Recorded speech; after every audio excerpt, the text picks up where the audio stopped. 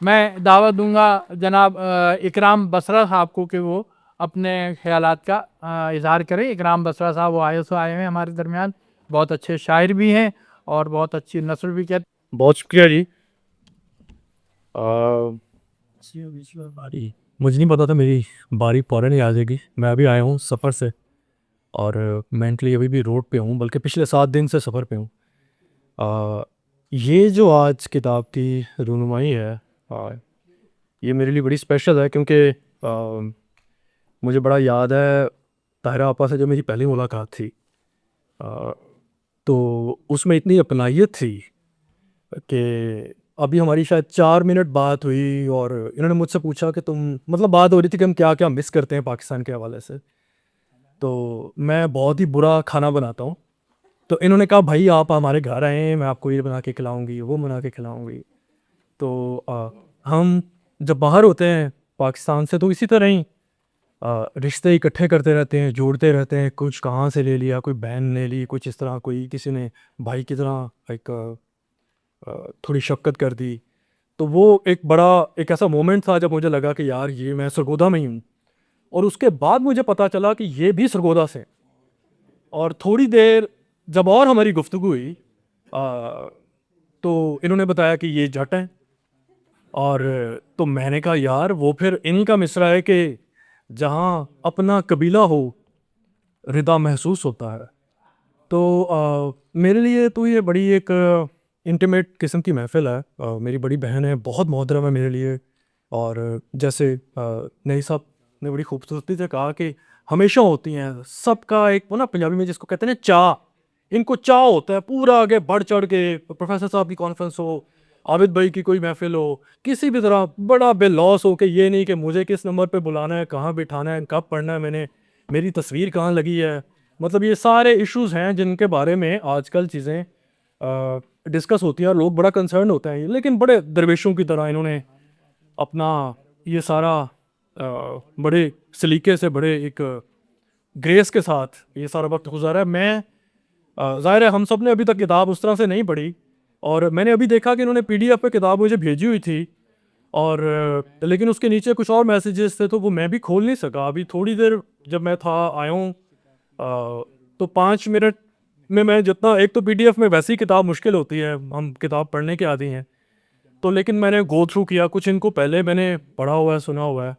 और एक चीज़, एक टी एस इलियट की एक वो आ रही थी नज़्म की line, I am definitely gonna butcher it, मेरे जहन में फ्रेश नहीं है, लेकिन वो ये कहता है कि go and do all kinds of adventures, and when you are done with all of your exploration, come back to where it all started from and experience that place for the first time. और तो हम ये जो लोग हैं यहाँ पे बैठे हुए, जब यहाँ बैठ के हम उस जगह को देखते हैं where it all started from, Pakistan हमारा घर, जहाँ जहाँ से जो भी गांव शहर हमारे हैं, तो और फिर एक कंपेयर करते हैं प्लेस को, प्लेसमेंट को, डिसप्लेसमेंट को, और अपनी जगह उसमें देखते हैं।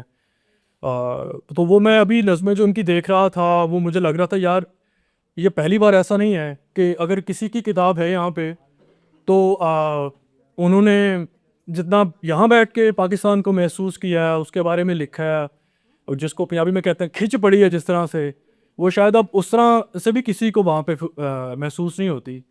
और एक और चीज़, उसी वो जो एक लिम्बो है प्लेसमेंट की और डिसप्लेसमेंट की, वो और शेरों में भी इनके मुझे नज़र आई, जो बड़ी खूबसूरत लगी कि मुझे बल्कि फिराक फिराक का एक शेर याद आ रहा था कि मुद्दतें गुजरी तेरी याद भी आई ना हमें, और हम भूल गए हो तुम्हें ऐसा भी नहीं।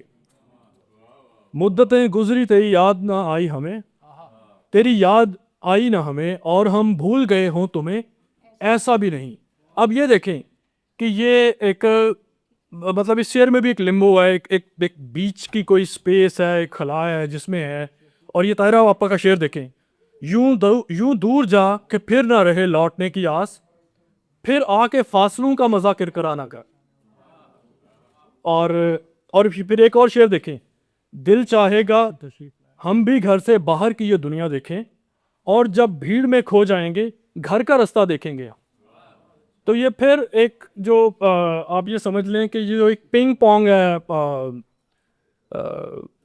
और डिसीजन लेसनेस है जो हम फेस करते हैं यहाँ पे जज्बाती हवाले से, मकानी लामकानी हवाले से, वो बड़ी रिच है इनके इनके काम में। और एक और चीज़ मैं देख रहा था, हम शायर आम तौर पर कोई ना कोई रोना डोना ढाल के बैठे रहते हैं, कोई या किसी को इल्ज़ाम दे रहे हैं या ख़ुद इल्ज़ाम ले रहे हैं। लेकिन बहुत ही ग्रेस के साथ जो इनकी शख्सियत में वैसे भी है, और शायरी में भी वो बड़ी एक ना एक बड़ी सहूलत है। तेरा पिंजरा खुला हुआ है देख, मेरी जानिब से तू रिहा है अब आप एक तो मंजर देखें, तेरा पिंजरा खुला हुआ है देख, मेरी जानिब से तू रिहा है अब, अपने महबूब को इजाज़त दो कि वो खुश रह सके तुम्हारे बगैर। तो अब वो इतनी इतनी माशाल्लाह ग्रेस है इनकी शख्सियत में भी और इनकी शायरी में भी। और तो वो बड़ा एक हासिल नहीं जो उसके लिए अश्क मत बहा, मौजूद नेमतों का मज़ा किरकिरा ना कर। वो कन्फ्यूशियस एक स्कॉलर हैं चाइनीज़, वो कहते हैं कि if little is not enough for you then nothing is.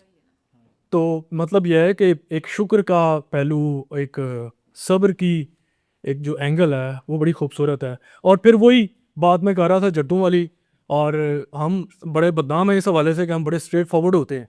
और ये शेर देखें, है इख्तलाफ राय तो फिर इख्तलाफ राय तो फिर इख्तलाफ कर, रिश्तों का चाहतों का मज़ा किरकिरा ना कर। और रिवायतों से अगर इख्तलाफ है तो है, रिवायतों से अगर इख्तलाफ है तो है, तुम्हारी बात से अब इख्तलाफ है तो है, किसी के कहने पे मजमून किस लिए बदलें, मोहब्बतों का हमें एतराफ़ है तो है।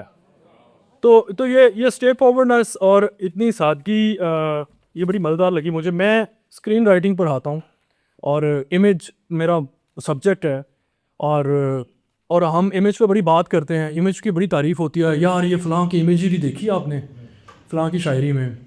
और एक बड़ा अहम पहलू है इमेज, कितना रिच है इस हवाले से। लेकिन एक चीज़ जो मुझे नज़र आई, वो ताहिरा आपा उसको थोड़े अगले स्टेप पे ले गई कि आप इमेज तो देखते हैं, उसको एक तसव्वुर भी करते हैं, लेकिन वो इमेज आपको कभी हरकत करता हुआ बड़ा ही शाज़ो नादर महसूस होगा। ये शेर देखें कि एक लौ थी जिसे फैलाव का घुर आता था। अब इसमें देखें कि इमेज कैसे विजुअली मूव कर रहा है। और तो मुझे ये बड़ा एक अनोखी चीज़ लगी। फिर एक सिर्फ वहीं पे नहीं है, तसव्वुर के उफक पर कौन है जो मुस्कुराए, तो तसव्वुर के उफक पर कौन है जो मुस्कुराए, तो खुशी का एक नुक्ता फैलता महसूस होता। अब देखें ये नुक्ते का फैलाव और एक लौ थी जिसे फैलाव का गुर आता है। तो ये बड़ी बड़ी खूबसूरत बातें लगी मुझे। मेरे भाई जो डॉक्टर साहब हैं, इन्होंने बड़ी सखावत से, बड़ी मोहब्बत से कहा कि मेरी सपोर्ट हमेशा हासिल रहेगी। और ये बड़ी खूबसूरत बात है। लेकिन एक और बात मैं सोच रहा था, और इस नज़्म के बाद मैं अपनी बात ख़त्म नहीं करूँगा, कि इनकी सपोर्ट कैसी है। ताहिरा आपा की सपोर्ट देखें आप इस नज़्म में, ठीक है, ये आखिरी बस, और इसके बाद रिजल्ट लूँगा मैं, कि तूफ़ान का डंका बजता हो, जब शहद दुबक कर बैठा हो, जब खुद को बचाना होता है, तुम्हें काम पे जाना होता है।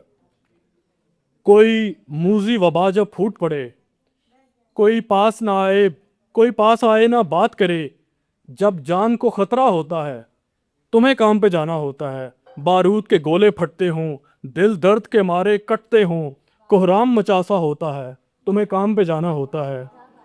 भूचाल के झटके आते हों, जब बच्चे खौफ से रोते हों, जब घर को बचाना होता है, तुम्हें काम पे जाना होता है। और जब सुनामी हो ज़ोरों पर, और टूटे फूटे शहरों पर, तूफ़ान उमड़ता होता है, तुम्हें काम पे जाना होता है। हो कहत मुसल्लत लोगों पर, गिद्ध झपटे सूखे जिस्मों पर, जब भूख का पहरा होता है, तुम्हें काम पे जाना होता है। जब कज़ा उचकने बैठी हो, बीमार नहीं फॉर लागर को, आ, तुम्हें काम पे जाना होता है। तो मुझे मुझे ये लग रहा था कि ये देखिए, एक बंदा कहने को आपको डॉक्टर भी ढेर सारे मिल जाएंगे, आपको शायरात तो ढेर ही सारी हैं, लेकिन ये एक बड़ा इंटरेस्टिंग सा कॉम्बिनेशन है कि आप एक डॉक्टर जो है वो मतलब आप उनकी अहलिया हैं, और ये देखें बच्चों को सुलाना है, तूफ़ान आया हुआ है, किसी की जान बचानी है, लेकिन आपको एक माहौल चाहिए जिसमें से वो ताबी साहब एक बड़ा खूबसूरत शेर सुनाते होते हैं कि बहुत ही खूबसूरत शेर है कि हमारे मीर साहब इसलिए भी घर में रहते हैं, जिन्हें मंजर बनाना हो वो पस मंजर में रहते। महबूब भाई, हमारे मीर साहब इसलिए भी घर में रहते हैं, जिन्हें मंजर बनाना हो वो पस मंजर में रहते हैं। तो ये जितने मंजर बनते हैं डॉक्टर साहब की ज़िंदगी में, इनके पीछे बैक स्टेज हमारी बहन का इतना बड़ा हाथ होता है, और वो इन सारी चीज़ों से गुजरती हैं, मतलब एक चाहते और ना चाहते हुए। तो बहरहाल मैं बहुत ऑनर्ड हूँ पापा, आपने बुलाया मुझे, इतनी ढेर सारी लंबी गुफ्तगू करने का मौका दिया। किताब अभी मैंने पढ़ी नहीं, और लेकिन जितना मैं उसको एक बर्ड्स आई व्यू में देखा है, मुझे बहुत ही मज़ेदार लगी। और इंशाल्लाह इस पे फिर बैठेंगे, फिर बात करेंगे। बहुत मुबारकबाद। बहुत बहुत